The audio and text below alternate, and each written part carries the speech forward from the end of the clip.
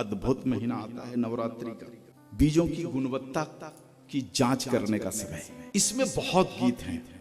नवरात्रि जो आता है, शारदीय नवरात्रि जिसको कहते हैं, इसमें गीत भरे पड़े हैं जहां पर हम बीजों का परीक्षण करते हैं। बीजों के परीक्षण का समय है। आप में से जितने लोग नवरात्रि करते हैं, आपने देखा होगा कि रेत लाते हैं, रेत के ऊपर घड़ा रखते हैं, घड़ा में पानी डाल देते हैं, पानी के ऊपर नारियल कलश लगाते हैं और घड़े के चारों तरफ रेत है, उसमें जौ बोते हैं। अब देखो, ये बाद में एक व्यवस्था बदली कि गेहूं डाल रहे लोग। किसी भी गीत में गेहूं का वर्णन नहीं आया है।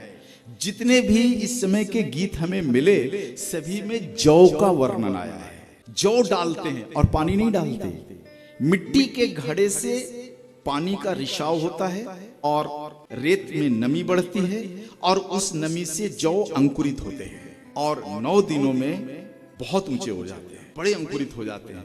कितना बड़ा विज्ञान छिपा है कि बीज को अंकुरित करने के लिए ज्यादा पानी की आवश्यकता नहीं है, केवल नमी की आवश्यकता है। तो ये हमारे बच्चों को संस्कार मिलता है। नवरात्रि करने वाले सारे बच्चों को ये संस्कार मिल जाता है कि मिट्टी में बीज को उगाने के लिए पानी डालने की जरूरत नहीं है, बल्कि मिट्टी में नमी की आवश्यकता है। यदि हमारी मिट्टी में नम है तो बीज डाल दो, पानी डालने की आवश्यकता नहीं है और नमी के प्रभाव से बीज उग जाते हैं। और जब पौधे बड़े हो जाते हैं तब उनको पानी की आवश्यकता पड़ती है और तब आपको पानी देना है। तो इसमें कृषि विज्ञान भी आ गया, बीजों का परीक्षण भी हो गया।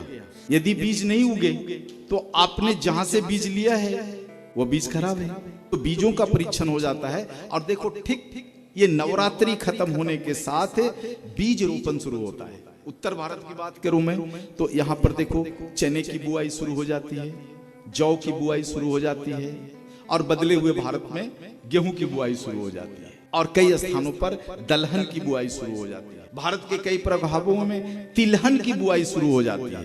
तो खेतों में हम इन चीजों की बुआई करें और उससे पहले उसका परीक्षण कर लें। ये परीक्षण का त्योहार है नवरात्रि का त्योहार।